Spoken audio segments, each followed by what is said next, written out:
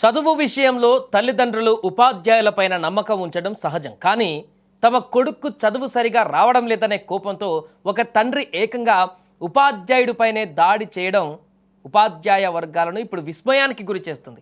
కర్నూలు జిల్లా గోనెగండ్ల మండలం గాజులదిన్నె పాఠశాలలో ఎస్జిటి ఉపాధ్యాయుడిగా పనిచేస్తున్నటువంటి చిన్న బసవరాజు అనే టీచర్ పైన 4వ తరగతి విద్యార్థి తండ్రి రంగస్వామి విచక్షణారహితంగా దాడికి పాల్పడ్డాడు. రంగస్వామి కుమారుడికి చదువు రాకపోవడం, తెలుగు కూడా సరిగా చదవలేకపోవడంతో ఆగ్రహం వ్యక్తం చేస్తూ బసవరాజు పైన దాడి చేశాడు. ఏం చదువు చెబుతున్నావని చితకబాదాడు. ఇటీవల బదిలీపైన చిన్న బసవరాజు కొడుమూరు నుంచి వెళ్ళారు. ఇక గాజులదిన్నె పాఠశాల నుంచి రిలీవ్ కావడానికి వెళ్ళిన ఆయన వచ్చిన సమయంలోనే ఈ దాడి జరిగింది. తండ్రి రంగస్వామి దాడితో ఉపాధ్యాయుడు చిన్న బసవరాజు తీవ్ర భయాందోళనకు గురయ్యాడు. ఈ ఘటనపైన కేసు నమోదు చేసుకొని అక్కడ పోలీసులు కూడా ఎంక్వైరీ చేస్తున్నారు. అయితే వెంటనే స్పందించినటువంటి ఆయన ఈ దాడి చేసిన రంగస్వామి పైన గోనెగండ్ల పోలీసులకు ఫిర్యాదు చేశారు. తమ బిడ్డల చదువు పైన దృష్టి పెట్టవలసిన తల్లిదండ్రులు ఇలా ఉపాధ్యాయులపైన భౌతిక దాడులకు పాల్పడడం విద్యావర్గాలలో ఆందోళన కలిగిస్తోంది.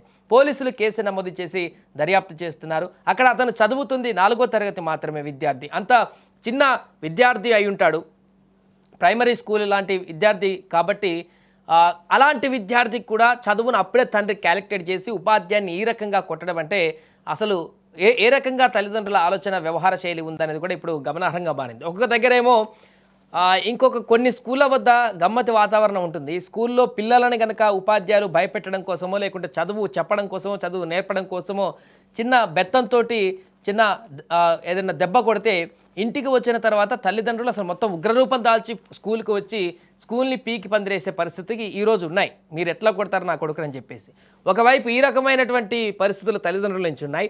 మరొక వైపు ఈ రకంగా చదువు చెప్పట్లేదని మళ్ళీ దాడులు చేసేటువంటి పరిస్థితులు కూడా ఉపాధ్యాయులపైన ఉన్నాయి. ఇలా విచిత్రమైనటువంటి పోకడలతోటి ఇప్పుడున్నటువంటి స్కూల్ వ్యవస్థలో ముఖ్యంగా కొన్ని పాఠశాలల్లో అయితే ఉపాధ్యాయులు నిజంగానే తీవ్ర భయాందోళనకు గురవుతున్నారు. ఏం చేస్తే ఎప్పుడు ఎలాంటి పరిస్థితులు ఎదురవుతాయో కూడా తెలియనటువంటి ఆందోళనలో అయితే ఉన్నటువంటి మాట వాస్తవం.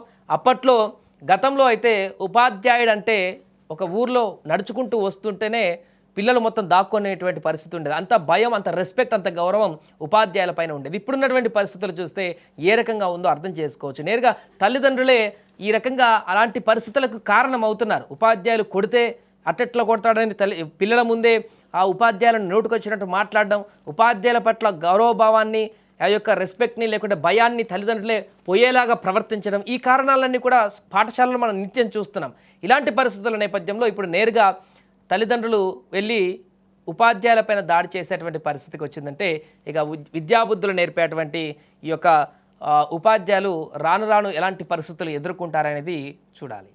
సార్, బసవరాజు పైన దాడి జరగడం చాలా మాకు బాధాకరంగా అనిపిస్తుంది. అలాంటి వ్యక్తి టీచరు ఎవరు మా స్కూల్కి రాలేదు.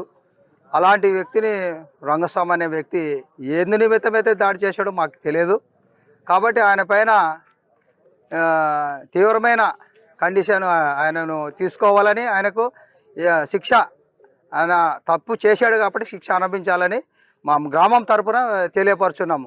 8 సంవత్సరాలు పనిచేస్తూ రీసెంట్గానే ఉత్తమ ఉపాధ్యాయుడు అవార్డు పొందినటువంటి ఉపాధ్యాయుడు మరియు ఆ పేరెంట్ యొక్క వాళ్ళ పిల్లోడు ఎంఆర్ దశలో చేరినటువంటి పిల్లోను కూడా బాగా మార్చినటువంటి ఉపాధ్యాయుడి పైన దాడి చేయడం అనేది మా ఉపాధ్యాయ లోకానికి చాలా బాధగా ఉంది.